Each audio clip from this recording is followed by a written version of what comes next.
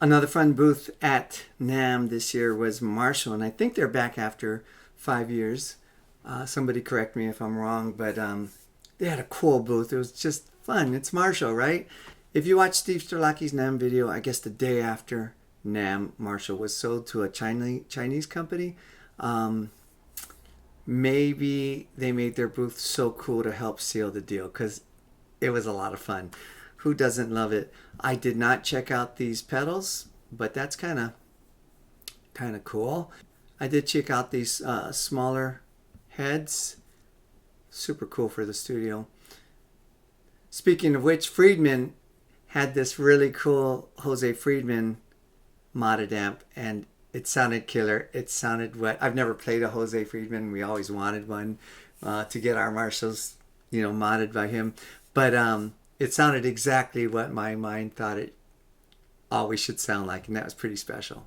But the one amp that knocked my socks off, we bumped into John Jorgensen, and I'm happy to say through the years, as much as I'm a fanboy of his, I am friends with him. So it was great to catch up, and we did a gig last June together, and Steve is a huge fan, never met him before, so we're all talking. And Steve and John start going super technical about the Matchless amps and Vox this and the tubes this and Mark Sampson, a name I didn't know, and the new Bad Cat. And the story goes, if I understand right, Jorgensen was touring probably with the Desert Rose. Mark Sampson was his tech, and Jorgensen was using his Vox amps. And Mark, the tech, was having to fix these amps all the time. They didn't travel well, or for whatever reason he had to fix them, and so he had a great idea. I'm going to start my own company that sounds maybe like a Vox, but sounds better and is built to last, and that was Matchless. I never knew that, but I know the sound of Matchless, and a lot of my favorite players like Tim Pierce, when I saw him the first time play, was using them, so I was always a fan. Fast forward all these years, Mark Sampson is with Bad Cat, and they have a new era guitar. Let me see if I can get this up. Era 30, Mark Sampson. This amp is killer. You can do everything you want with this amp. It's got two sides, an EF86 and then a 12AX7 side. I was very familiar with the feel of this. This was great. And then you can also have them both going on at the same time. You can blend them. That was really cool. Thanks to Steve for bringing me there. I had my socks blown off by this amp. I would love it for the studio. I'm sure it's expensive. It's got to be $3 to $4 grand, but man, probably worth it. It is killer. I have nothing like that as well, AC30 wise, but boy, blown away. Can you tell? And then another amp that I am definitely going to get is this Suhr SL15. So the top of my amp wish list has always been an SL68 Suhr head. I use a Kemper in the show, and the SL68 Suhr profile by Michael Britt is probably the most used amp out of the whole show. Amp profile that I use. I'm in love with it. I've played it live. I've played Scott Henderson's. I've played other ones. It's great. It does what I want. Gives me that plexi tone, but it is 100 watts or 50 watts, and probably too much because I'm not going to use it really live. Any live gigs now, I'm using modelers, profilers, and while I could use an amp, something like the Cirque job, where the amp is on all day, it's just going to burn through tubes and all that goodness. I want to do that on my own time. So now they released this year this SL15, and it's perfect for my studio. 15 watts of plexi love. Check it out. It's sexy, and this is definitely a must-have for me. Yeah, Suhr knocked it out of the ballpark this year.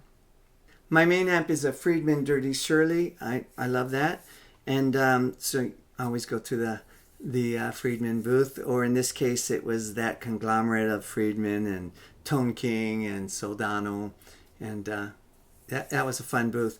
I wanted to check out the Jakey Lee Friedman IR box and the other Friedman boxes.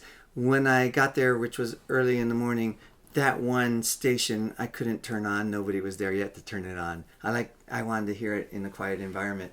What did blow me away though was this Tone King Imperial tube preamp. It's not available yet, but when it is, I am getting one.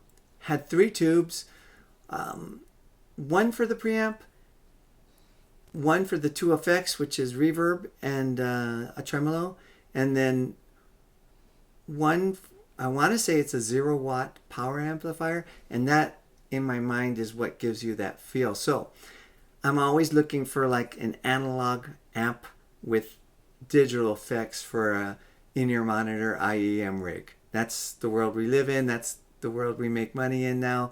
And I do that at church now with the DLX simplifier. And it's always fun to mix things up and find new tools.